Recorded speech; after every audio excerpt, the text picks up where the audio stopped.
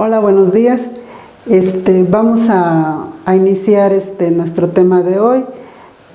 Mi nombre es Elizabeth Hernández López y vamos a ver el verbo. Bueno, como ustedes recordarán, en el tema anterior vimos las partes de la palabra. Cómo se forma una palabra. El verbo también tiene esta formación. El verbo tiene un lexema o raíz. El lexema o raíz es la base de la palabra y tiene un morfema. En el morfema nosotros podemos encontrar lo que es número, persona y, número, persona. Y la raíz es constante como en toda palabra. Si recuerdan cómo se forman las palabras primitivas. ¿Sí? Entonces, el lexema no va a cambiar, lo que va a cambiar es el morfema. Tema verbo y el tema es modo. ¿Qué es el modo del verbo? Bueno, el modo del verbo indica la actitud del hablante frente a la acción del verbo. Modo del verbo. Hay tres modos: el indicativo, el subjuntivo y el imperativo. ¿Qué es el indicativo? Expresa de una manera absoluta e independiente un hecho. Cuando nosotros decimos todos los días desayuno leche con cereal, estoy indicando una acción. O si yo digo tu perro me ladró ayer, indico una acción, indico una acción realizada. El modo subjuntivo expresa el deseo o la duda de una persona. Por ejemplo, quiero que los ejemplos sean claros. Deseo que llegues pronto. Quisiera que me aceptaran en el trabajo. Si ustedes ven, el modo subjuntivo es un modo que utiliza la partícula que, y esta partícula que hace que la oración sea subordinada, a diferencia del modo indicativo, que es una oración completa. El modo imperativo enuncia un hecho, un mandato, un ruego. Por ejemplo, pásame la sal por favor, recoge tu cama, hagan sus actividades por favor. O cuando su mamá les dice, por favor, haz tu cuarto. Ese es modo imperativo. Y estos son los modos del verbo: indicativo, subjuntivo e imperativo. Vamos a ver el siguiente subtema del verbo, que son los tiempos. ¿Cuáles son los tiempos del verbo? El verbo tiene dos formas, que es simple y compuesto. Pero dentro de estos tiempos, por ejemplo, nosotros siempre utilizamos el presente, el pasado, el futuro, que son muy comunes. Y los compuestos los utilizamos, pero no nos damos cuenta que estamos utilizando el pretérito perfecto o el pluscuamperfecto. Entonces vamos a ver cuáles son las partículas de estos tiempos simples y compuestos. Bueno, una breve descripción. El tiempo indica que la acción del verbo se realiza en un momento presente, pasado o futuro. Y como les decía, hay tiempos simples y tiempos compuestos. Tiempo simple, indicativo. El presente: yo amo, tú amas, él ama, nosotros amamos, vosotros amáis, ustedes aman. En el español de México nosotros no utilizamos el vos, pero bueno, en algunos textos sí lo escriben. El pretérito perfecto: amaba, amabas, amaba, amábamos, amabais. Este es el pretérito imperfecto. Tiene que ver con una acción que no ha terminado y que continúa en el pasado. El pretérito perfecto es una acción que termina. Yo amé, tú amaste, él amó, nosotros amamos, vosotros amáis, ustedes aman. Y el futuro, yo amaré, tú amarás, él amará, nosotros amaremos, vosotros amaráis, ellos amarán. Sí, estos son los tiempos simples. El tiempo compuesto. En el tiempo compuesto hay, bueno, de los tiempos compuestos yo elegí dos, pero vamos a encontrar mucho más. Tiempos compuestos tenemos pretérito perfecto compuesto o el antepresente, que así se llama.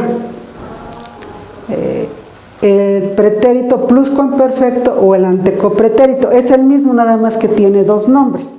El primero es por la Real Academia Española y el segundo es una clasificación de Andrés Bello, pero es el mismo. En el antepresente, yo he amado, tú has amado, él ha amado, nosotros hemos amado, vosotros habéis amado, ustedes han amado.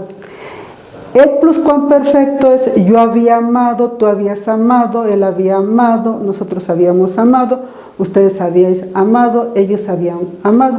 Si se fijan, en estos tiempos compuestos hay un auxiliar, que es el verbo haber, y el verbo principal está en participio. Sí, entonces eso sí lo tienen que tener muy claro, porque aquí los tiempos compuestos es verbo haber más el verbo en participio. ¿Qué hay con la persona, el número y voz? La persona, nosotros conjugamos en personas y en números. Primero tenemos tres personas, la primera, la segunda y la tercera. Y en número del verbo tenemos el singular y el plural. La voz, la activa y la pasiva. ¿Cuáles son las personas y los números del verbo? Bueno, tenemos la persona y el número. Si vemos en este cuadro, tenemos la persona, tenemos singular y plural. Y como ya habíamos mencionado, son tres personas, la primera, la segunda y la tercera. Tenemos la primera persona del singular, que es el yo, la segunda persona del singular, que es el tú, la tercera persona del singular, que es el él o ella. Y también tenemos la primera persona del plural, que son nosotros, la segunda persona del plural, que son ustedes, y la tercera persona del plural, que son ellos o ellas.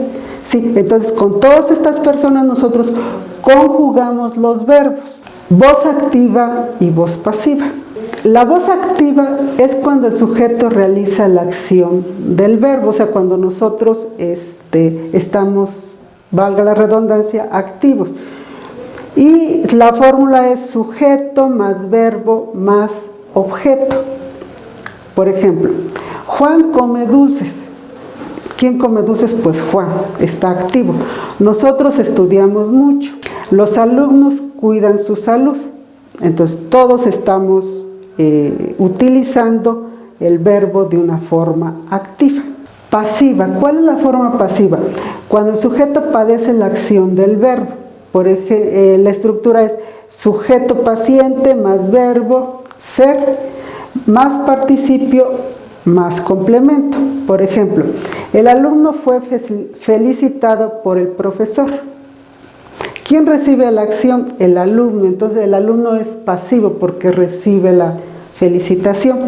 Los asaltantes fueron esposados por la policía. Sí, aquí los asaltantes no son activos, son pasivos porque recibieron la acción de los policías. La paella fue hecha por mi mamá. Sí, aquí es el sujeto, es pasivo.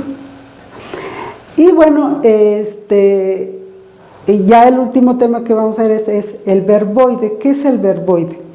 Los verboides son formas no conjugadas y tenemos tres tipos de verboides: el infinitivo, el participio y infinitivo, participio y gerundio. Sí, entonces, todos estos verboides son impersonales. En el infinitivo son, bueno, los verbos terminados en ar, er, ir. como amar, comer o decir. Nosotros podemos encontrar un verbo en infinitivo en una oración. Participio.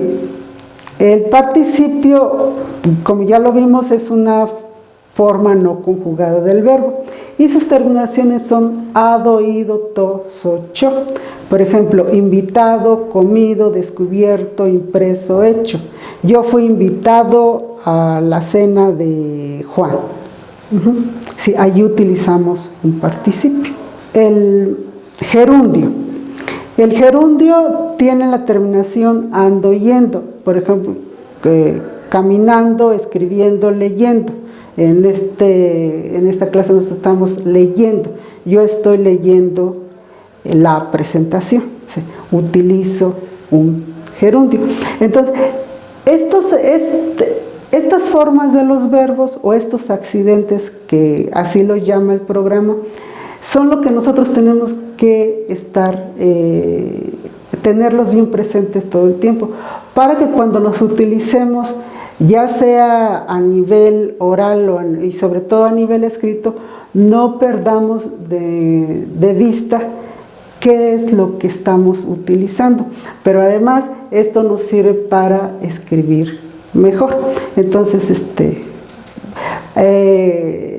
tenemos aquí, bueno, unas imágenes que son verboides: barrer, jugar, secar, cocinar, pintar, peinar, regar, escribir. Todos esos verbos están en infinitivo. Y vamos a hacer algunos ejercicios.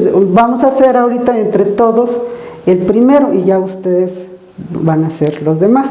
Por ejemplo, tenemos el verbo saltarás.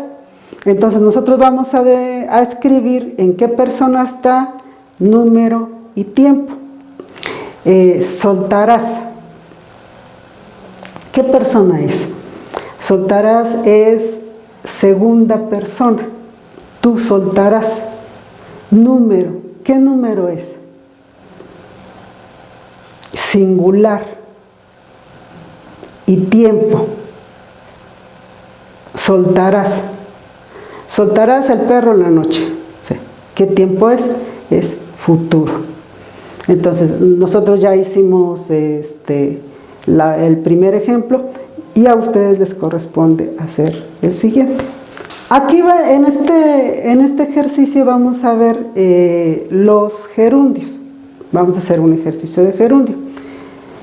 Y participio. Apretar. Gerundio. Apretando. Participio. Apretado. ¿Sí? Entonces, no sé si se haya entendido todo esto.